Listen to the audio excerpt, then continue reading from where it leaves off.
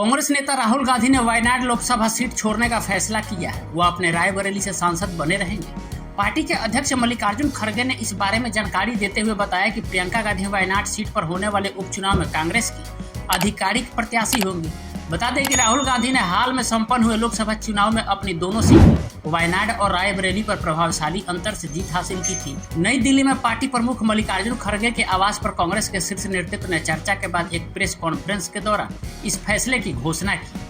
राहुल गांधी जब 2019 में गांधी परिवार के घर रहे अमेठी में बीजेपी की स्मृति ईरानी से हार गए थे, तब वायनाड ने उन्हें अपना प्रतिनिधि चुनकर भारत की संसद में भेजा। फिर राहुल ने मुश्किल की घड़ी में अपना साथ देने वाले वायनाड को छोड़कर रायबरेली को क्यों चुना? दरअसल यह निर्णय पार्टी की रणनीति का संकेत देती। 2024 के लोकसभा चुनाव नतीजों से उत्साहित कांग्रेस आक्रामक रुख अपना रही। राहुल गांधी और कांग्रेस के लिए प्रियंका गांधी का लोकसभा पहुंचना पपीहे को स्वाति नक्षत्र की बूंद साबित हो सकता है, बशर्ते कि उन्हें खुलकर खेलने का मौका मिले और राहुल गांधी का सब ऑर्डिनेट बनकर न रहने दिया जाए। क्योंकि जिस तरह राहुल गांधी की वायनाड सीट से उनकी लॉन्चिंग हो रही है, उससे तो ऐसे ही लग रहा है कि प्रियंका को सीमित दायरे में रहना होगा। क्योंकि वायनाड कांग्रेस पार्टी के लिए ऐसी सीट है जहां से पार्टी अपने किसी भी कैंडिडेट को चुनाव जिता सकती है। उत्तर भारत में रायबरेली से अगर प्रियंका सांसद बनती तो निश्चित रूप से कांग्रेस और उसके कार्यकर्ताओं में एक उम्मीद की किरण बन पाती है। हालांकि प्रियंका का लोकसभा चुनाव लड़ना ही काफी है, क्योंकि इससे कम से कम इतना तो तय हो जाएगा कि वो सक्रिय राजनीति करेंगी। राजनीतिक मामलों में उनका हस्तक्षेप तो पहले भी था। कांग्रेस के जटिल मुद्दों को सुलझाने में उनकी प्रमुख भूमिका पहले से ही रही है।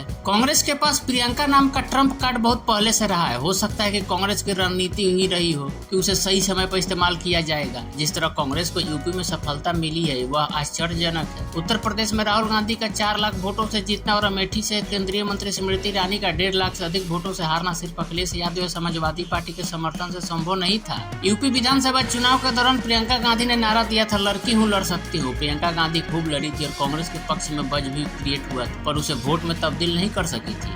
पर माहौल जब ठीक हुआ तो वही प्रियंका गांधी 2 साल बाद यूपी की अमेठी और रायबरेली सीट पर इस जबरदस्त जीत का आधार बनी। यही नहीं, कांग्रेस और उत्तर प्रदेश में 17 सीटें ऐसी मिली थी जहां से समाजवादी पार्टी भी कुछ एक सीटों को छोड़ दे तो बिल्कुल भी आश्वस्त नहीं थे कि यहाँ से चुनाव जीत सकेगी। इन सीटों में कई ऐसी थी जहाँ कांग्रेस को कैंडिडेट तक नहीं मिल रहे थे, पर प्रियंका गांधी के नेतृत्व में कांग्रेस ने इतिहास रच दिया। इसके पहले भी प्रियंका ने अपने कमाल हिमाचल और अन्य राज्यों में दिखा चुकी है। प्रियंका गांधी में पार्टी वर्कर्स और कांग्रेस समर्थकों को पूर्व प्रधानमंत्री इंदिरा गांधी का रूप दिखता है। उन्होंने कई मौके पर इसे साबित भी किया है। चुनाव कैंपेन के तरीके में वो जिस तरह आम लोगों से कनेक्ट हो जाया करती हैं, वो उन्होंने अपनी दादी से सीखा है। रायबरेली चुनाव प्रचार के दौरान उन्होंने नेहरू को याद भी किया और इंदिरा गांधी के हार का जिक्र भी किया। वो रायबरेली के लोगों को मैसेज देना चाहती थी और बखूबी दिया भी। वो कहती है कि जैसे इंदिरा गांधी को आपने तब सबक सिखाया था, प्रधानमंत्री नरेंद्र मोदी को भी सबक सिखाइए। लोगों ने उनकी बात मान भी ली। प्रियंका गांधी का भाषण अमेठी तक पहुंचा, वहां भी उन्हें जन समर्थन मिला। प्रधानमंत्री नरेंद्र मोदी के मंगलसूत्र वाले बयान को उन्होंने अपने परिवार से जोड़कर जनता से इमोशनली जुड़ने का प्रयास किया। प्रियंका गांधी ने चुनाव प्रचार के दौरान जनता से पूछा कि 55 साल में कांग्रेस ने किसी का सोना या मंगलसूत्र छीना है क्या? और उसी वक्त याद भी दिलाया, मेरी माँ का मंगलसूत्र इस देश के लिए कुर्बान हुआ। वो जनता से फिर मुखातिब होती है और कहती है कि जब मेरी बहनों को नोटबंदी के चलते अपने मंगलसूत्र गिरवी रखने पड़े तब प्रधानमंत्री जी तब कहाँ थे, जब कर्ज तले दबे किसान की पत्नी को अपना मंगलसूत्र बेचना पड़ता था। प्रधानमंत्री जी मणिपुर की उस महिला के बारे में क्यों कुछ नहीं बोला जिसे निर्वस्त्र करके घुमाया गया? महंगाई ने आज कितनों के मंगलसूत्र गिरवी रखवा दिए। इस तरह वो जनता को भावुक कर देती है। ये सभी जानते हैं कि लोकसभा में या लोकसभा के बाहर अब कद्दावर नेताओं की कमी हो चुकी है। कांग्रेस के अधिकतर नेता पार्टी छोड़ चुके हैं या बुजुर्ग हो चुके हैं। इस बीच प्रियंका का लोकसभा पहुंचना कांग्रेस के लिए नई ऊर्जा मिलने के समान होगा। एनडीए सरकार को घेरने में अब राहुल गांधी अकेले नहीं पड़ेंगे। कांग्रेस सांसदों का भी प्रियंका के आने से उत्साह डबल हो जाएगा। अगर राहुल गांधी प्रतिपक्ष के नेता का पद स्वीकार करते हैं तो उन पर जिम्मेदारियां बढ़ जाएगी।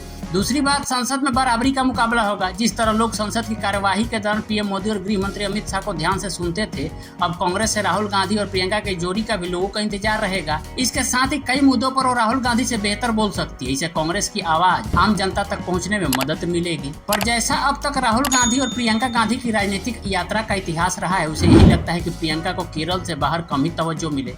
अगर राहुल गांधी की छवि पर प्रियंका कहीं भारी न पड़ जाए, इस सोच से कांग्रेस बाहर नहीं निकलेगी तो प्रियंका को भी काम करने में मजा नहीं आएगा। आखिर कोई कब तक अपने भाई का सहारा बनकर काम करता रहेगा? हर शख्स की अपनी इच्छाएं और महत्वाकांक्षाएं होती है, विशेषकर उन लोगों में जिनमें प्रतिभा है। पर उसे उभरने का मौका नहीं मिल रहा है। उनसे इस किस्त की महत्वाकांक्षा और बढ़ जाती। जाहिर है वो महत्वाकांक्षाएं प्रियंका में भी है। केरल में अभी विधानसभा चुनाव होने हैं। केरल में जैसा माहौल है उसके हिसाब से यही लगता है कि अगर थोड़ी भी कांग्रेस मेहनत करेगी तो वहाँ सरकार बन जाएगी। जाहिर है कि प्रियंका को अपनी पहली सफलता मिलनी तय है। अब देखिए क्या होता है।